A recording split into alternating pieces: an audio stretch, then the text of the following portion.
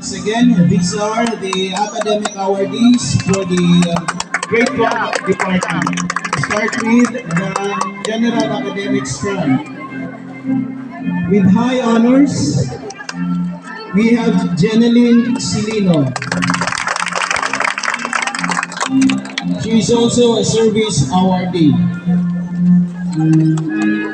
Another with high honors, Beverly T. Villaluz.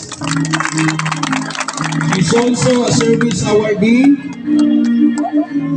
Di ba last stream matindog ka? and a recipient of the Work Immersion Award. With honors, J. and D. Galan. Okay, clap your hands. Also a conduct awardee and a service awardee. Jean-Bert R. Mahina with honors. Also a service awardee.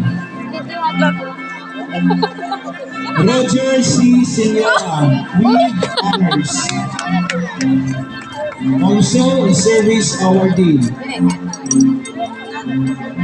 Jason J. S. Bacton with honors. Ikan ni ano? Also a service awardee. Ikan niya ba?